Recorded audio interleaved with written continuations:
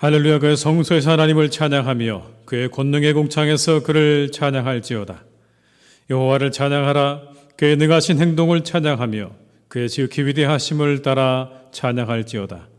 하나님은 영이시니 예배하는 자가 영과 진리로 예배할지니라. 아멘.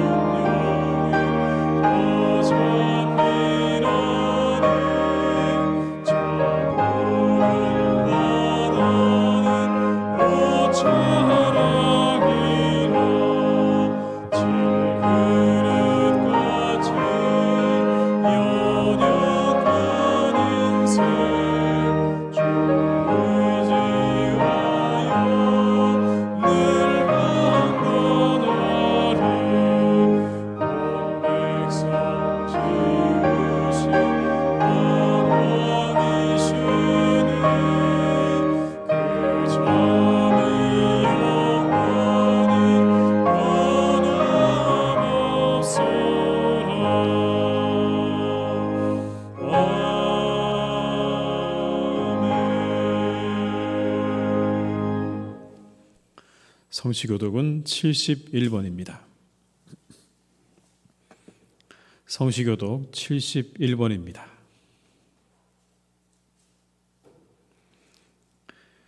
오호라 너희 모든 목마른 자들아 물로 나오라. 돈 없는 자도 오라.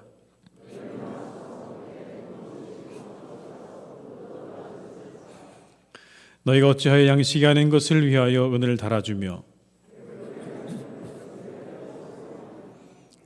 내게 듣고 들을지어다. 그리하면 너희가 좋은 것을 먹을 것이며 너희는 귀를 기울이고 내게로 나와 들으라. 내가 너희를 위하여 영원한 언약을 맺으리니 너희는 여호와를 만날 만한 때에 찾으라. 악인은 그의 길을, 불의한 자는 그의 생각을 버리고 여호와께로 돌아오라. 우리 하나님께로 돌아오라. 그가 너그럽게 용서하시리라. 아멘. 이 시간 참회 기도를 함께 드리시겠습니다.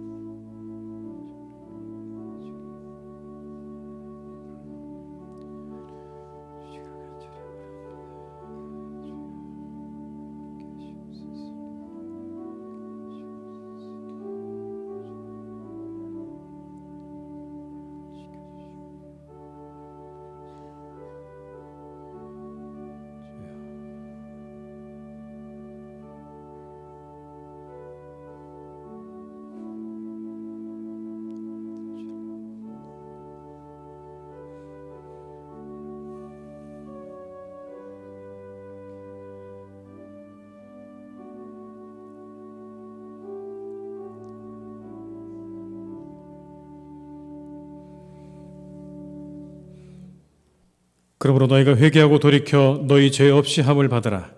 이같이 하면 새롭게 되는 날이 주 앞으로부터 이를 것이니라. 아멘. 나는 전능하신 아버지 하나님 천지의 창조주를 믿습니다. 나는 그의 유일하신 아들 우리 주 예수 그리스도를 믿습니다. 그는 성령으로 잉태되어 동정녀 마리아에게서 나시고 본디오 빌라도에게 고난을 받아 십자가에 못 박혀 죽으시고 장사된 지 사흘 만에 죽은 자 가운데서 다시 살아나셨으며 하늘에 오르시어 전능하신 아버지 하나님 우편에 앉아 계시다가 거기로부터 살아있는 자와 죽은 자를 심판하러 오십니다. 나는 성령을 믿으며 거룩한 공교회와 성도의 교제와 죄를 용서받는 것과 몸의 부활과 영생을 믿습니다. 아멘.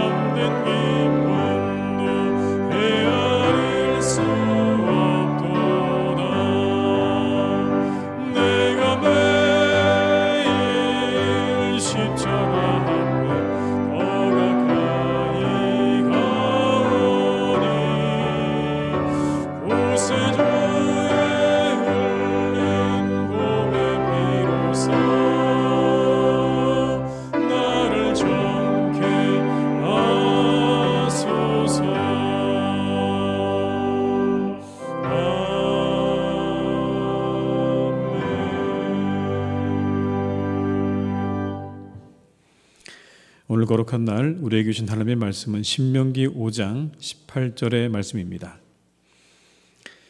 구약성경 269면에 기록되어 있는 신명기 5장 18절의 말씀입니다.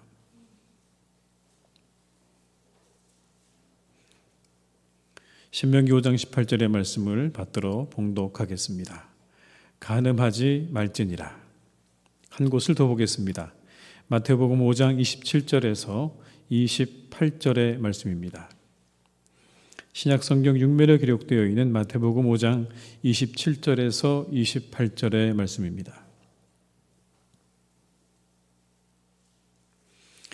말씀을 받들어 봉독하겠습니다. 또 간음하지 말라 하였다는 것을 너희가 들었으나 나는 너희에게 이르노니 음욕을 품고 여자를 보는 자마다 마음에 이미 간음하였느니라. 아멘. 이 시간 함께 드리는 기도로 함께 기도하시겠습니다.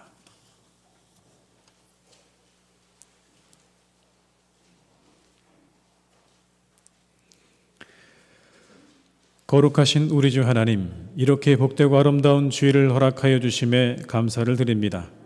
분주한 세상 속에 살던 우리를 예배의 자리로 불러주시고 부름을 받아 구별된 몸과 마음으로 나온 하나님의 백성들에게 한없는 자비를 허락하여 주옵소서. 하나님 아버지, 강점으로 승리하는 성도 되게 하옵소서. 우리에게 주신 귀한 것들을 발견하는 눈을 허락하옵소서. 사사 에우처럼 오른손을 쓸 수 없는 상황에서도 낙망하지 않고 왼손이 있음에 감사하게 하옵소서. 내게 있는 약점에 집중하여 쓰러지는 것이 아니라 약점을 뒤집어서 강점으로 만드는 성도들 되게 하옵시고, 하나님께서 내게 주신 것을 발견하고 개발하여 강점으로 승리하는 성도 되게 하옵소서. 우리 주 하나님, 큰 용사와 같은 교회 되게 하옵소서. 혹독한 시간이 지나면 잊어버리고 원래의 자리로 돌아갑니다. 후회는 하지만 회개는 하지 않았기에 죄를 반복되게 지었습니다. 우리를 돌아보게 하옵소서. 반복되는 죄와 실수를 범한다면 후회하는 것에 멈추는 것이 아니라 회개까지 나아가는 믿음의 사람 되게 하옵소서. 회개함으로 미래를 향해 한 걸음 한 걸음 나아가게 하옵시고, 은혜를 베푸사 큰 용사와 같은 교회 되게 하옵소서. 온 세상의 구원을 위해서 지으신 이 교회가 하나님의 손에 쓰임받게 하옵시고, 우리를 철저히 주님께 내어드려 이 지옥과 온 세상 가운데 하나님 나라와 복음을 위해 쓰임받는 교회 되게 하옵소서. 사랑의 하나님, 균형 있는 신앙을 갖게 하옵소서. 성령님의 인도하심을 무시하거나 멸시하지 않게 하옵소서. 의지를 주시고 마음을 뜨겁게 하시며 마음을 변화시켜 주시는 성령의 역사를 사모하고 기대하게 하옵소서. 우리는 우리의 죄악된 본성을 감당할 수 없습니다. 거룩한 삶으로 이끌어가시는 성령의 역사와 인도하심을 사모하는 우리가 되게 하옵소서. 또한 우리의 신앙이 신비적인 차원에만 머무르는 것이 아니라 말씀으로 검증하는 신앙이 되게 하옵소서. 하나님 말씀에서 벗어난 것들을 과감히 버리고 거부할 수 있게 하시고, 하나님께서 분명히 계시해 주신 말씀이야말로 유일한 잣대이오니 말씀 따라 살아가게 하옵소서. 하나님 아버지, 하나님께 영광 올려드리는 교회 되게 하옵소서. 하나님 말씀의 선포와 가르침으로 세워가는 건강한 교회 되게 하옵소서. 하나님의 너그러우심으로 교회에 나오는 모든 사람의 불의를 지워주시고 어떤 악과도 결합하지 않는 교회 되게 하옵소서. 참된 성도의 교제가 있는 교회 되게 하옵시고, 주님이 주신 최상의 위로를 받는 교회 되게 하옵소서. 오직 성경으로만, 오직 그리스도로만, 오직 은혜로만, 오직 믿음으로만, 오직 하나님께만 영광을 돌리는 교회 되게 하옵소서. 하나님 아버지, 사랑이 넘치는 믿음의 가정 되게 하옵소서. 하나님께서 짝지어 주신 부부가 사랑 안에서 믿음으로 굳게 서게 하옵소서. 신랑 되신 예수님과 온전히 연합된 것처럼 결혼 생활 속에서 주어진 언약의 관계를 끝까지 지쳐나가게 하옵소서. 배우자의 흠을 바라보기보다는 감사하며 사랑으로 결점을 덮어주는 아름다운 가정 되게 하옵소서. 예배드리는 이 시간, 하나님이 기뻐하시는 예배, 거룩하게 구별된 예배, 성령님께서 충만하게 임재하신 예배가 되기를 원합니다. 우리 마음을 다스려 주시고 한량없는 은혜를 내려 주옵소서. 예수님의 이름으로 기도드립니다.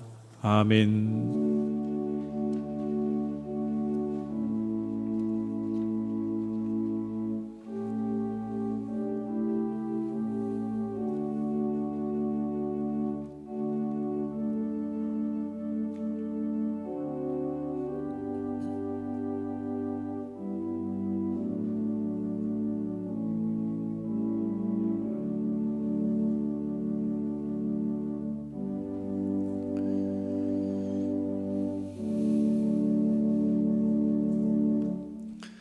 찬송가 50장 1절과 2절 부르시면서 준비하신 예물을 드리시겠습니다.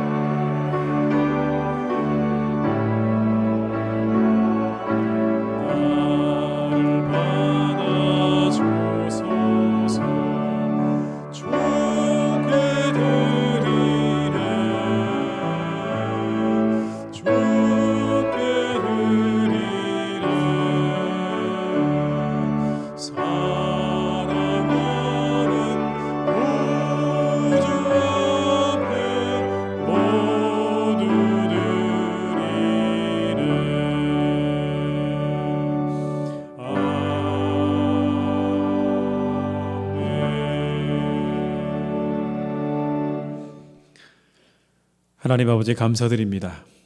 지난 한 주 지켜주시고 거룩한 주일을 맞아 주님께 예배하게 하시니 감사드립니다. 오늘도 주님의 은혜에 감사드리며 예물을 드립니다. 모든 것이 주께로부터 왔사오니 주님께 드립니다. 믿음으로 드리오니 기쁘게 받아 주시옵소서. 11조로 감사의 예물로 선교를 위해 이웃을 위해 그리고 주일 헌금으로 드립니다. 주께 드리는 손길들을 기억하시고 일일이 가정마다 한 사람 한 사람 위에 은혜와 축복을 내려 주시옵소서. 이 어려운 시기를 잘 지낼 수 있는 건강과 물질을 가정마다 주시기를 간절히 기도합니다. 어려움 당하지 않게 하시고 병으로 고통당하지 않도록 하나님께서 우리 교우들을 눈동자같이 지켜주시고 돌보아 주시옵소서. 그러나 드리고 싶어도 드리지 못하는 이들을 기억하시고 그들의 삶에 복을 더하셔서 마음껏 하나님께 드리는 삶이 되게 하여 주시옵소서. 하나님 아버지, 이 예물이 귀하게 사용되기를 간절히 기도합니다. 하나님 나라와 어려운 이웃들을 위해서, 이 시대에 힘들고 어려운 사람들을 위해서 귀하게 쓰임받는 예물이 되게 하여 주시옵소서. 하나님, 어려운 이때에 우리나라의 소상공인들과 근로자들을 하나님께서 지켜주시기를 기도합니다. 이 어려움을 잘 헤쳐나갈 수 있게 하시고 함께 도우며 이 어려움을 이겨나갈 수 있도록 국민 모두의 마음을 하나님께서 선하게 인도하여 주시옵소서. 지금부터 예배하는 우리의 성도들을 지켜주시고 그들이 속히 돌아올 수 있는 길을 하나님께서 활짝 열어 주시옵소서. 오늘도 우리가 예배할 수 있도록 인도하신 하나님의 은혜에 감사드리오며 예수님의 이름으로 기도드립니다. 아멘.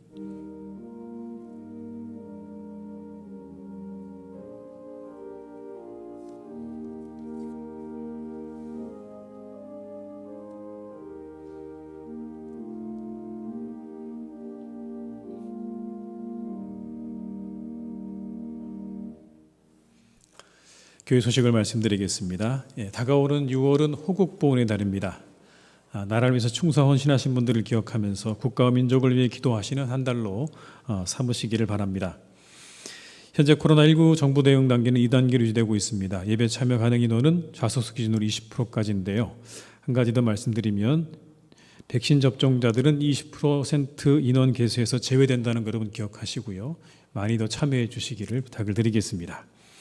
코로나19에서 계속해서 기도해 주시길 바라고요. 우리가 함께 돕고 있는 이웃 상권들을 또 우리가 섬기는 마음으로 잘 돕고 참여해 주시기를 부탁을 드리겠습니다.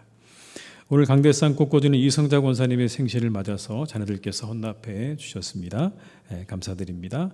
입원하신 분들과 환우들을 위해서 계속해서 기도해 주시기를 부탁을 드리겠습니다. 이상 교회 소식을 마치겠습니다.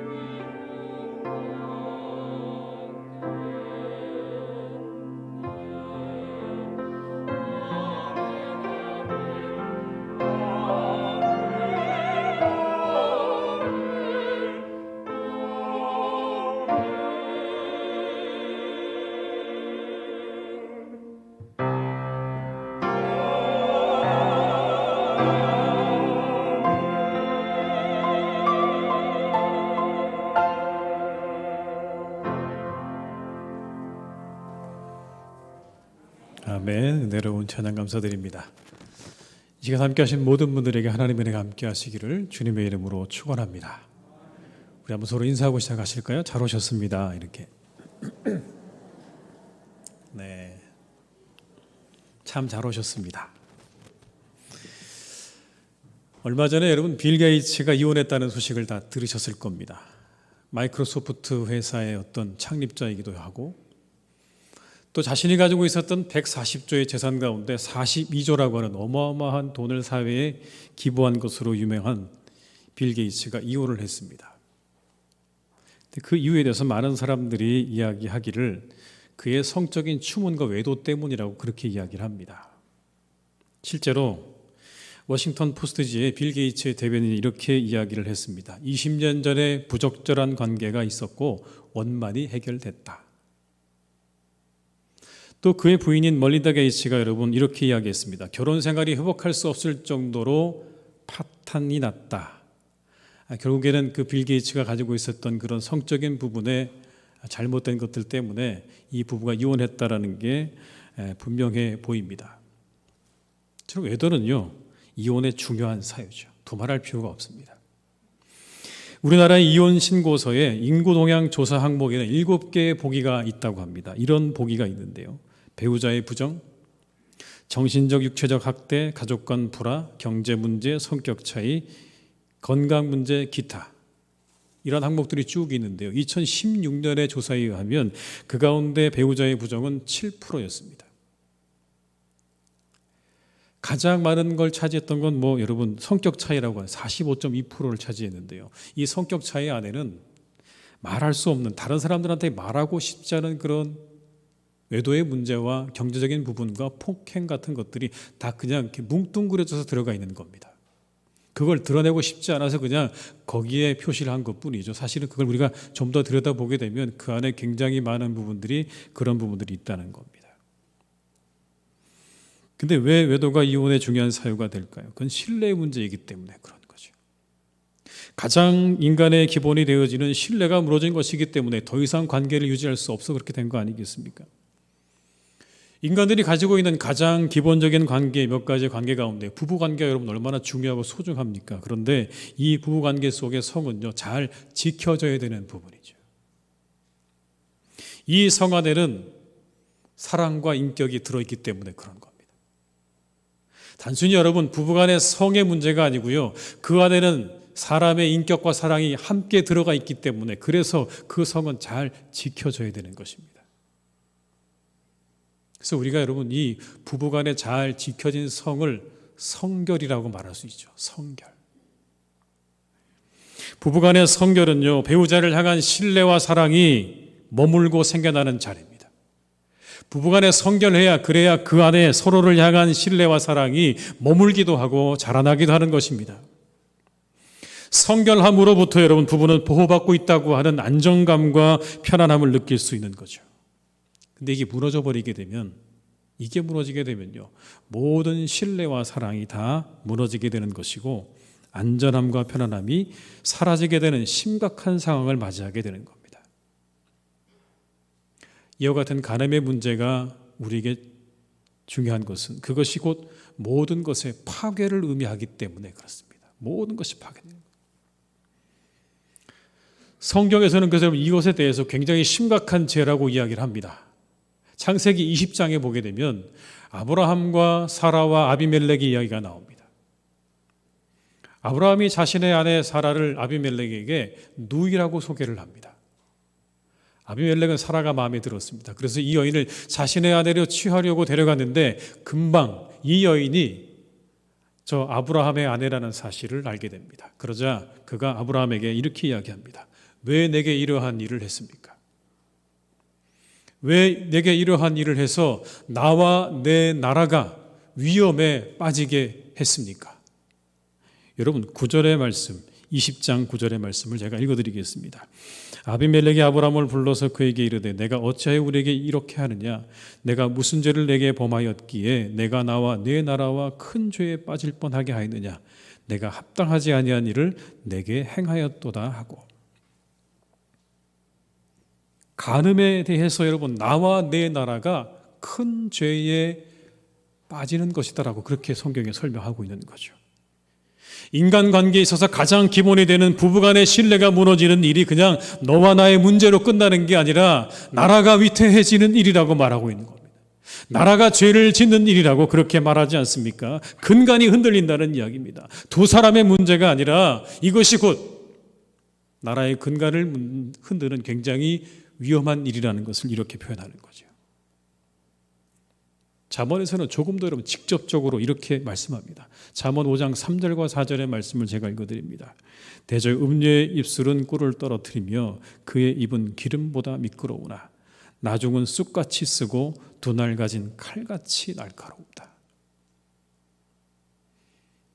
이 간음이라고 하는 것이 성적인 유혹의 달콤함에 대해서 꿀과 같다고 그렇게 말합니다. 그리고 이것에서 헤어나올 수 없다는 것을 성경은 이렇게 표현하죠. 기름보다 미끄럽다. 도무지 다시 빠져나오려고 하지만 빠져나올 수 없다. 그런데 여러분, 그렇게 달콤하고 빠져나올 수 없는 이 성적인 유혹과 타락의 그 이후의 열매에 대해서 성경은 분명히 말씀합니다. 쑥처럼 쓴 것이다.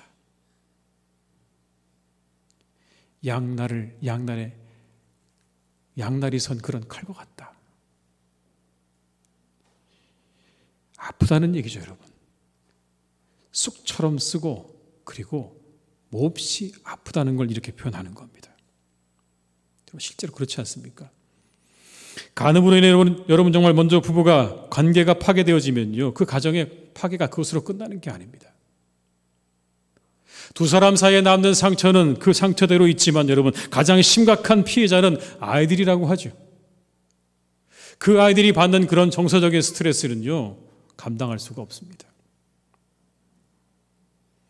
그렇게 부부가 이혼하게 되면 그것 때문에 여러분, 그 부부와 누군가 그 아이는 함께 한 부모와 살아가게 되는 삶을 살아갈 수밖에 없는 거죠. 그렇게 되면 그 부모 역시, 한 부모 역시 여러분 굉장한 부담을 갖게 된다고 하죠. 경제적으로 부담되기도 하고요. 그리고 그 아이를 양육하는데 큰 부담을 느끼게 된다는 겁니다. 근데 거기서 끝나는 게 아니고 그 아이는요, 한쪽 세계를 잃어버리게 된 것이다라고 말합니다. 표현을 그렇게 하더라고요. 한쪽 세계가 어두워진 것이다.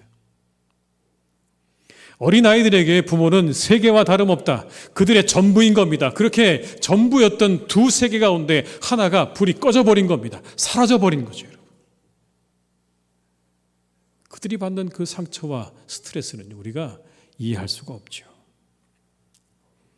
대체 불가한 것입니다. 문제는요, 그들이 그렇게 그러한 문제를 가지고 자라게 되면 그들이 이후에 더욱더 문제를 가지고 자라게 될 가능성이 무엇보다 높다라고 하는 것은 우리가 여러 가지 수치와 경험을 통해서 충분히 잘 알고 있습니다. 이처럼 간음은 부부간의 관계뿐만 아니라 자식에게까지 그 모든 문제를 영향을 미치는 것입니다. 그리고 이것은 결국 우리 사회의 안전을 무너뜨리는 일이기 때문에 우리에게 굉장히 중요한 부분인 것이죠. 따라서 부부는 성결에 힘써야 하는 것입니다. 서로 간에 성결한 삶이 안전과 평안을 가져다 주기 때문에 그렇습니다. 그것이 의심받기 시작하면 평안이 흔들리기 시작하죠.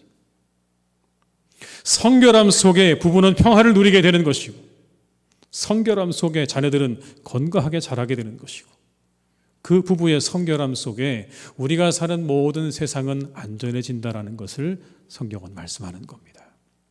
그 사회가 안전하고 평안한 것이죠. 우리 사랑하는 모든 교우들께서 부부간에 더욱더 성결을 힘쓰는 그런 분들이 다 되시기를 주님의 이름으로 축원합니다. 그것이 우리의 가정이 잘 되고 우리의 자녀가 잘 되고 그리고 우리의 나라가 잘 되는, 우리의 사회가 안전해지는 바로 비결이라는 것을 기억하시면서 우리가 더욱더 부부간의 성결을 유지하는 일에 우리의 마음과 뜻을 다해야 할 줄로 믿습니다. 예수님께서는 여러분이 간음하지 말라는 계명에 대해서 다음과 같은 말씀을 덧붙이셨어요. 5장 28절, 마태복음 5장 28절의 말씀을 제가 읽어드립니다. 나는 너희에게 이르노니 음욕을 품고 여자를 보는 자마다 마음에 이미 간음하였느니라. 음욕을 품고 여자를 보는 자마다 이미 간음했다라는 여러분, 이 말씀을 들을 때마다 우리 남성분들의 마음은 사실은 조금 뜨끔한 부분이 있을 거라고 생각됩니다. 여러분, 이 구절은 이렇게 번역되기도 합니다. 여자를 보고 그녀를 취하고자 하는 자라고 번역되는 겁니다. 여자를 보고 그 여자를 취하고자 하는 자. 다시 말씀드려서 예수님께서는 이 구절을 이렇게 말씀하는 겁니다. 소유욕으로 말씀하는 거예요. 우리 안에 일어나는 어떤 그런 정욕도 있지만 누군가를 소유하라고 하는 소유욕, 취하고 가지려는 소유욕의 관점에서 말씀하고 있는 것입니다. 그런데 우리가 이전의 계명에서 보았던 것처럼 살인하지 말라고 하는 여러분, 그 계명에서 본 것처럼 사람은 누군가 다른 사람을 소유할 수 있는 권한이 없습니다. 하나님이 누구에게도 여러분 그렇게 다른 사람을 소유할 수 있는 권한을 주신 적이 없어요. 세상의 모든 사람들의 생명은 다 하나님의 것입니다. 절대로 누군가에 의해서 지배받거나 소유될 수 있는 그런 것이 아니죠. 그런데 어떻습니까? 우리가 익히 알고 있는 것처럼 남성 중심적인 사고가 여러분 이미 아주 오랜 세월 동안 지배해 왔습니다. 아마 예수님께서 이 말씀을 하고 계시는 이 당시도 여러분 남성들이 훨씬 더 우위에 있었습니다. 남성들이 모든 것을 지배하는 세상이었죠. 그래서 남성이 여성을 지배하고 여성은 마치 남성의 소유물처럼 여겨지는 그런 시대에 예수님께서 하시는 말씀인 것입니다. 그렇게 생각하지 말라는 겁니다. 여러분 어떠십니까? 지금부터 몇십 년만 거슬러 올라가도요, 여성들의 지위는 남성에 비해 분명히 낮았습니다. 저도 기억이 나거든요. 시골에 할아버지 댁에 가면요, 같이 밥을 먹습니다. 근데 분명히 같이 밥을 먹는데 상이 두 개가 차려집니다. 이쪽은 남자, 이쪽은 여자. 어린 나이에 여러분 곁눈질을 해서 보면요, 분명히 달랐습니다. 남자들이 먹는 밥상에는 뭔가 좀 더 반찬이 더 있었던 게 분명히 맞았고요. 그리고 뭔가 더 그럴듯하게 모양새가 갖추어진 그런 음식들이 올라와 있었습니다. 근데 여성분들이 먹는 밥상을 보게 되면요, 거기 뭔가 반찬이 빠져 있고요, 모양도 흐트러져 있는 것들을 그렇게 먹는 걸 제가 보았어요. 그게 여러분 불과 몇십 년 전 이야기 아닙니까? 남성이 여성 위에 있었던 그러한 시대. 오늘 예수님께서 이렇게 말씀하는 겁니다. 여성이 남성의 소유라는 생각을 버리라는 이야기. 여성이 남성의 소유라고 생각하는 그 마음을 버려야 한다. 잘못된 여러분 사람들, 그 남성들이 시각 오늘 예수님께서 고쳐주고 계시는 겁니다. 왜곡된 시각을 말씀하고 있는 거예요. 여성은 소유의 대상이 아니라는 거죠. 우리나라의 기독교가 얼마나 여성들의 지위와 인권을 향상하는데 큰 역할을 했습니까? 우리나라의 기독교는 들어오자마자요, 글을 배울 수 없는 여자들에게 글을 가르쳤어요. 아무도 여러분 그 당시에 여성들을 가르치지 않았습니다. 그런데 그때 기독교가 여성들을 가르쳤어요. 이름도 없이 살 때 그 여인들에게 이름을 주었고요, 자립할 수 없는 여인들이 자립할 수 있도록 그들에게 기술도 가르쳤습니다. 이것이 이 땅의 기독교가 한 일이었죠. 여성에 대한 바른 시각을 갖도록 이끌어준 종교가 바로 기독교였다라는 겁니다. 그런데 오늘 우리가 사는 시대는 어떻습니까? 굉장히 많이 개선됐다고 저는 생각합니다, 여러분. 왜냐하면 이제는 여성 상위 시대가 되었거든요. 그래서 심지어는 뭐 유머 가운데 강 큰 남자 시리즈도 나오지 않았습니까? 강 큰 남자. 그중에 인상 깊었던 건 이런 겁니다. 아내가 뭘 하자고 말할 때 왜라고 말하는 사람 강 큰 남자다. 절대로 여러분 그렇게 말씀하시면 안 된대요. 강 큰 남자입니다. 그만큼 여러분 여성들의 어떤 지위는 올라갔습니다. 그런데 이 시대에 가지고 있는 가장 큰 문제 중에 하나가 뭡니까? 성이 상품화되었다는 거예요. 성이 상품화되었다. 상품이란 뭔가 여러분 물건을 팔기 위해서 가격이 매겨진 걸 말하는 것 아닙니까, 여러분? 그런데 성의 상품화라고 하는 것, 인간을 단순한 성적 쾌락의 도구로 취급하는 것을 의미하는 거죠. 성을 직접적으로 또는 간접적으로 이용해서 그것으로 이윤을 추구하려는 일들이 여러분 우리의 주변에 너무나 이제 깊숙이 침투해 있습니다. 비일비재하게 그 모든 일들이 이루어지고 있죠. 성매매 여러분 우리의 주변에 얼마든지 찾아볼 수 있습니다. 일상에 깊이 들어와 있습니다. 며칠 전에도 여러분 뉴스 가운데 수도권에서만 9개의 성매매 업소를 운영하는 조직이 촉발됐다. 참 놀랍더라고요. 24시간 콜센터를 운영해서 그렇게 일을 하고 있다라는 그런 거였습니다. 포르노 시장의 규모는 여러분 1,500억 달러, 전 세계적으로 우리 돈으로 168조라고 합니다. 168조. 중국의 어떤 곳에서 여러분 이런 행사를 했다고 하죠. 주유소에서 우리 돈으로 170원을 더 주면요, 비키니를 입은 여성이 나와서 기름을 넣어주는 그런 행사를 했다고 합니다. 아마 여러분 중국에서만 있었던 일은 아닌 것 같아요. 우리나라에서도 어디선가 이런 일을 제가 본 것 같습니다. 또 심지어는 여러분 어떤 아파트를 홍보하는 그러한 홍보장에서 여성 모델을 고용했어요. 그 등에 평면도를 그려놓고요. 설명도 하고 그리고 거기에서 기념사진도 찍었다는 겁니다. 이와 같은 것이 성의 상품화죠. 아주 깊숙이 우리의 삶 가운데 들어와 있습니다. 이미 여러분 우리의 삶 가운데 일부처럼 그렇게 여겨지기도 합니다. 근데 이와 같은 성의 상품화가 왜 문제가 되는 것입니까? 사람이 비인격적인 존재로 전락하는 것이기 때문에 그런 것입니다. 사람이 아니라 돈을 벌기 위한 수단으로 그렇게 전락하는 것. 사람이 자신들의 쾌락을 만족시켜주기 위한 도구로 전락하는 것이 가장 큰 문제 아니겠습니까? 이와 같은 여러분 성의 상품화,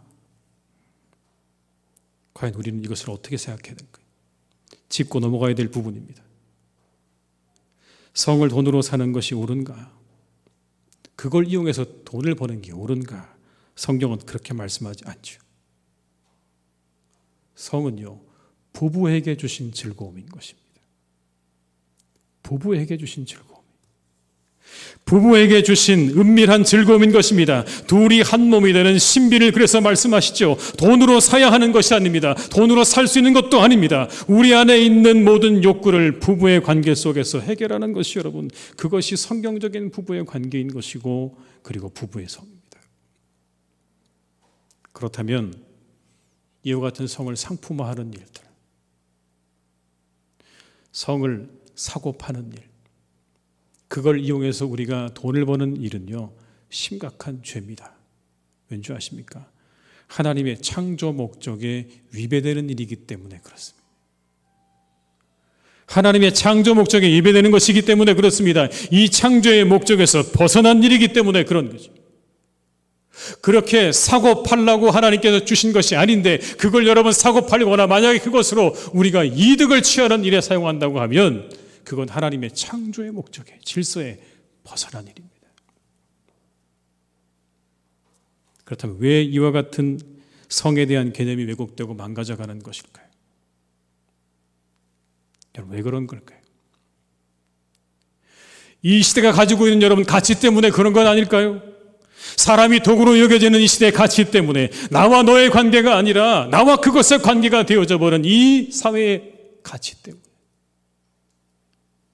사람과 사람이 여러분 나와 너의 관계가 아니라 나와 그것의 관계로 우리가 누군가를 끊임없이 이용하는 그러한 세상의 그 가치가 그대로 여러분 우리가 살고 있는 이 세상의 모든 것에 투영되는 것 아니겠습니까? 그것이 심지어 우리의 삶 속에 깊이 들어와서 우리가 가지고 있는 성이라고 하는 것에까지 여러분 그렇게 영향을 미치고 있는 것 아니겠습니까? 그래서 이 성에 대한 개념마저 왜곡되고 망가져가는 거죠. 자신의 욕망과 쾌락을 채워주는 도구쯤으로 여겨지는 그런 세상에 우리가 살고 있기 때문에 우리가 가지고 있는 성에 대한 개념도 그렇게 왜곡되어져 가는 것 아니겠습니까? 거기에는 물질 만능주의가 있습니다. 모든 것을 돈으로 살 수 있는 세상이 되었죠. 이제는 하나님께서 주신 숭고한 가치마저 그 성마저 돈으로 살 수 있습니다. 돈이 최고의 가치가 되었습니다. 돈이 하나님의 자리를 차지했습니다. 그러자 모든 것이 뒤죽박죽 되어져 버렸습니다. 돈이 최상의 가치가 될 때 가장 큰 문제는요, 모든 가치가 무너져 버린다는 거예요. 정의가 돈으로 거래되고 사랑이 돈으로 거래되고 그리고 성이 돈으로 거래되어지는 그런 세상. 물질이 가장 최고의 가치가 되었기 때문에 우리가 그러한 일들을 오늘 우리의 삶 가운데 경험하고 보고 있는 건 아니겠습니까? 그게 세상의 사람들이 살아가는 오늘의 현실이고 모습일지는 모르겠습니다. 그러나 우리는 이와 같은 잘못된 돈과 사람과 그리고 성에 대한 모든 생각들을 우리는 거부해야 하는 것입니다. 우리는 그 모든 것들을, 그 모든 일체의 것들을 다 거부하고 하나님께서 우리에게 주신 그 말씀을 따라 사람과 그리고 돈과 성에 대한 개념들을 가지고 살아가야 할 줄로 믿습니다. 돈은 잘 사용해야 되는 것이고요. 성은 부부를 위해 주신 것이고요. 사람은 사랑하라고 우리에게 허락하신 존재들입니다. 이 모든 것들이 뒤죽박죽 되어져 버린 세상 가운데 여러분, 우리는 정신을 똑바로 차려야 됩니다. 그렇지 않으면 우리가 어느새 여러분 그 유혹 가운데, 그 유혹의 한복판에 놓일 수 있는 위험이 항상 우리에게는 언제나 가까이 있다는 것을 기억하시면서요, 우리 모두가 함께 이와 같은 모든 것들을 거부하고 하나님이 우리에게 주신 귀한 가치들을 잘 살려가는 복된 성도들 되시기를 주님의 이름으로 축원합니다. 저희는 몇 주 동안 10계명의 계명 중에 내 부모를 공경하라, 살인하지 말라, 간음하지 말라라는 말씀 오늘까지 살펴보았습니다. 그런데 이 계명들이 보여주는 공통점이 있습니다. 뭘까요? 사람에 대한 가치를 잊지 말라는 거예요. 사람에 대한 가치를 잊지 말라는 거예요. 부모에 대한 가치를 잊지 말고, 사람에 대한 가치를 잊지 말고, 내 아내와 내 남편에 대한 가치를 잊어버리지 말라는 것. 그래서 그 모든 것들을 함부로 대하지 말라고 하는 것이죠. 부모에게는 부모에게 마땅한 대접을 해야 하는 것이고, 사람에게는 사람에게 마땅한 대접을 해야 하는 것이고, 남편과 아내에게는 그에 마땅한 합당한 대접을 하는 것이, 그것이 사람이 살아갈 도리라는 것을 하나님께서 우리에게 가르쳐 주시는 것 아니겠습니까? 이 모든 것들이 다 무너져버린 세상 가운데 우리에게 다시 말씀하십니다. 세상의 사람들이 혹시라도 그렇게 산다고 해도, 부모를 공경하지 않고 사람을 사람 대접하지 않고 아내와 남편을 그렇게 대접하지 않는 삶을 산다고 해도 너희들은 그렇게 살아서 안 된다고 우리에게 말씀하시는 것 아니겠습니까, 여러분? 부모는 공경해야 하고, 사람은 사랑해야 하고, 내 아내와 남편은 소중하게 여길 줄 아는 그런 사람으로 살아가요. 이것이 오늘 성경이 우리에게 주고 계시는 이 메시지, 바로 오늘의 이 계명을 통해 주시는 메시지일 것이라고 생각이 되어집니다.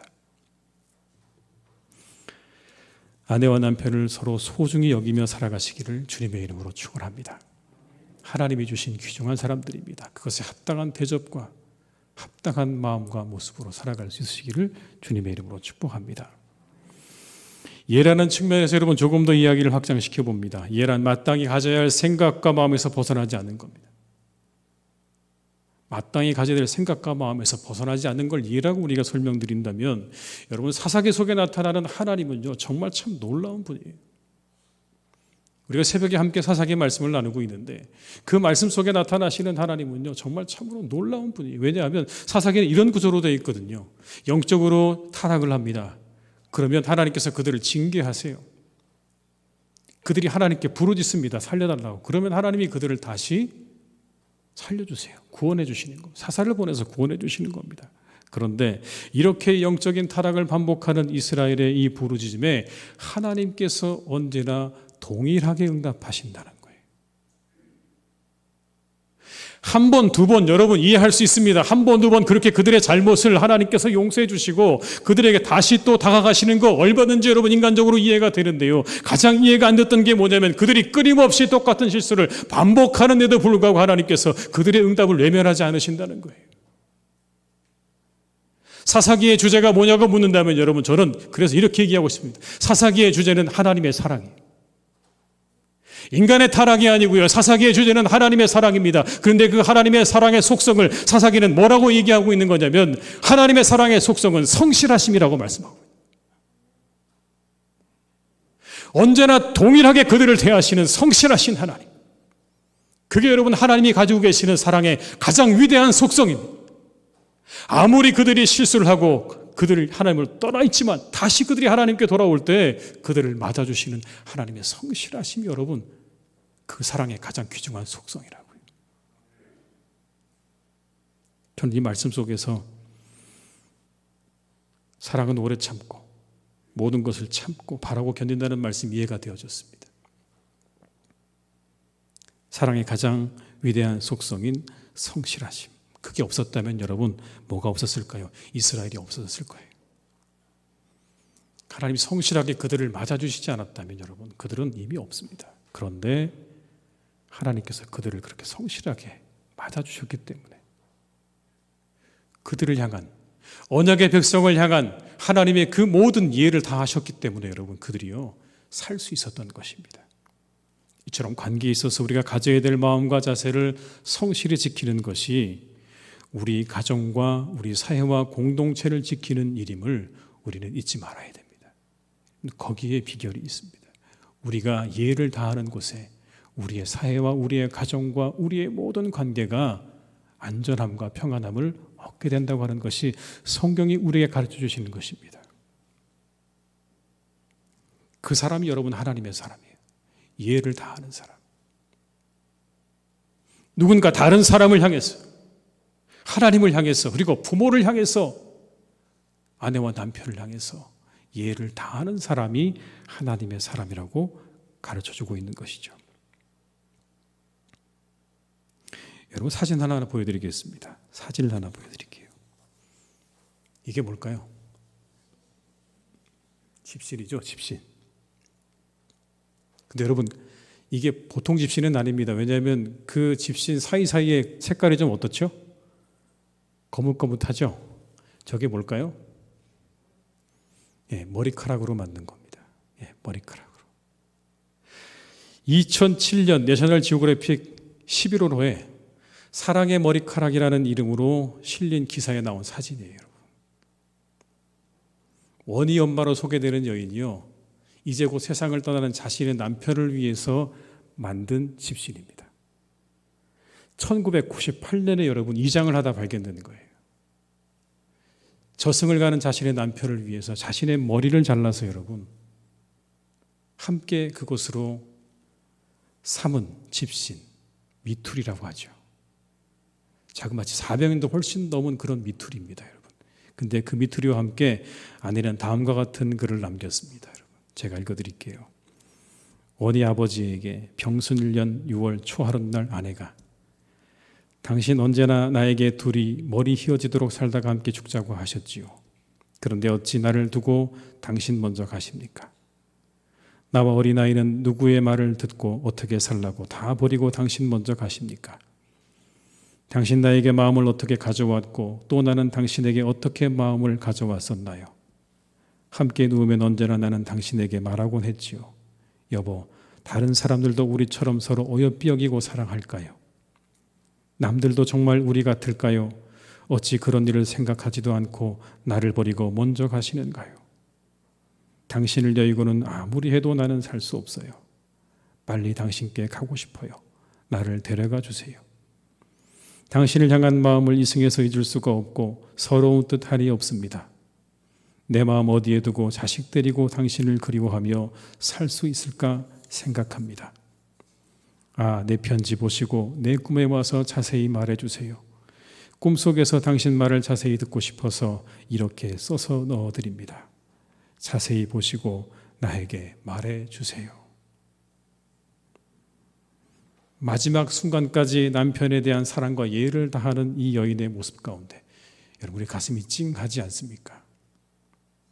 이제 곧 갓 30이 된 자신의 남편이 세상을 떠나는 그 남편을 향해서 마지막 그 남편을 향한 자신의 사랑과 예를 다하는 이 여인의 모습이 여러분 400년이 지난 우리의 마음 가운데 여전히 우리는 이 미투리를 보면서 우리의 마음 가운데 뭔가 뭉클하게 올라오는 것을 경험할 수 있어요. 여러분의 마음이 충만해지지 않으십니까? 뭔가 우리의 마음이 여러분 무언가로 충만하게 채워지는 것을 경험하게 됩니다. 평안을 누립니다. 400년이나 지난 여러분 일이지만 그러나 여전히 이와 같은 일들을 통해서 우리의 마음이 뭉클해지고 평안해지고 그리고 충족되어지는 것은요, 누군가를 향한 성실한 그 성실한 사랑이 우리의 삶에 평안과 안전을 가져다 준다는 것을 증명하는 일이라고 할 수 있을 것입니다. 예수님께서 두 가지 계명을 말씀하셨습니다. 마음을 다하고 목숨을 다하고 뜻을 다하여 주 너의 하나님을 사랑하라.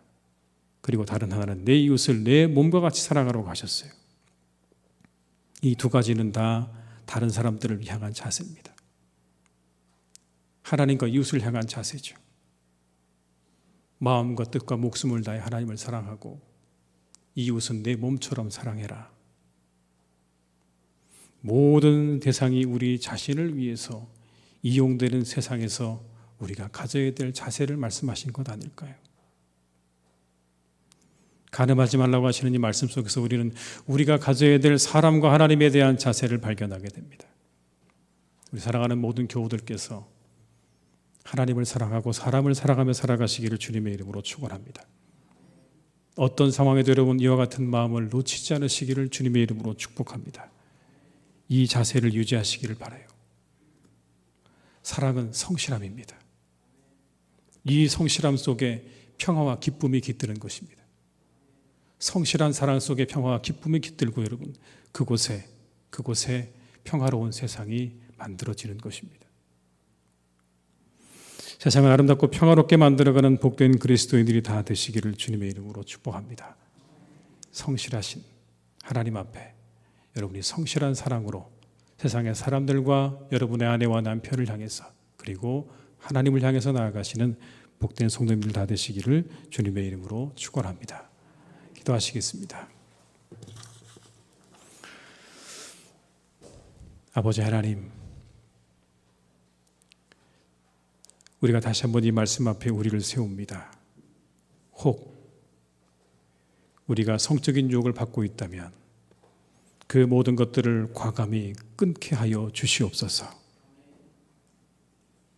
이 약한 세상 가운데 아버지 하나님, 우리를 유혹하는 모든 것들로부터 과감히 우리가 그 모든 것들을 끊어내게 하시고 우리가 부부에게 주신 아름다운 그 성 안에서 함께 기뻐하고 즐거워하는 삶을 살아가는 복된 성도님들이 되게 하여 주시옵소서. 그 안에 진정한 기쁨이 있고 평안이 있고 그 안에 건강함이 있습니다. 그 안에 평화가 깃들 것입니다. 하나님, 우리 사랑하는 교우들의 삶과 가정 가운데 늘 함께 하셔서 서로에 대한 성결함으로 아름다운 가정을 이루어가게 하시고 복된 세상을 만들어 나가는 귀한 성도님들이 다 되게 하여 주시옵소서. 하나님의 성실하신 사랑을 담기를 간절히 소망합니다.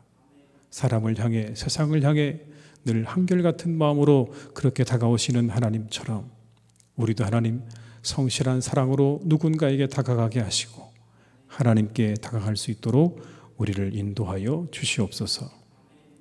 그래서 우리가 사는 모든 세상이 더욱더 아름다워지고 평안해지게 하시고 우리가 살아가는 이 공동체가 하나님의 말씀과 은혜 아래 더욱더 행복하고 복된 귀한 공동체가 될 수 있도록 주님 역사하시고 인도해 주시옵소서.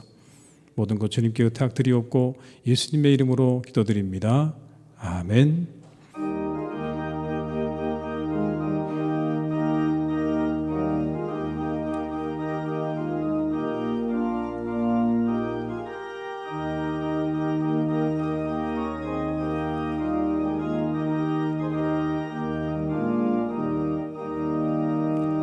신랑 되신 예수께서 다시 오실 때 밝은 등불 들고 나갈 준비 됐느냐. 그날 밤에 주님 맞을 등불이 준비됐느냐. 얘기하라 우리 신랑 되신 손에 들고 기쁨으로 주를 맞겠네. 주를 나와 맞으라는 소리 들릴 때 기뻐하며 주를 맞이할 수 있느냐. 그날 밤에 주님 맞을 등불이 준비됐느냐.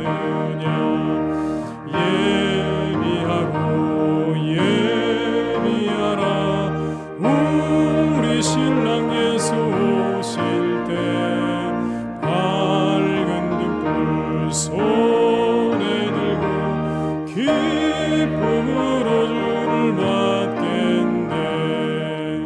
항상 깨어 기도하며 거룩한 길 준비하라.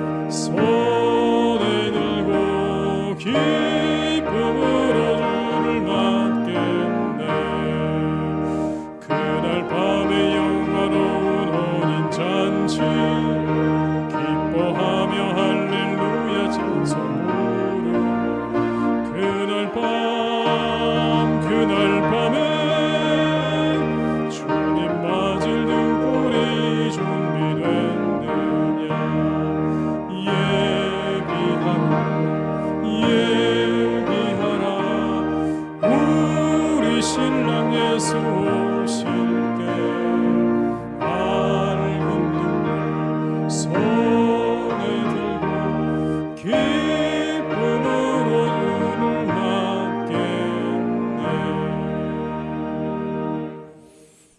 지금은 우리 주 예수 그리스도의 은혜와 아버지 하나님의 크신 사랑하심과 성령님의 교통하심 인도하시는 은혜가 이 시간 하나님 앞에 예배하며 내 아내와 내 남편을 사랑하며 성결함 속에 거하기로 다짐하고 사람과 그리고 하나님을 사랑하며 살아가기로 다짐하며 세상으로 나아가는 우리 모든 교우들 위해 그 가정과 일터 위에 나라와 민족 위에 그리고 우리 교회 위에 온 열방 위에 이제와 영원토록 함께 하시기를 간절히 축원하옵나이다. 아멘.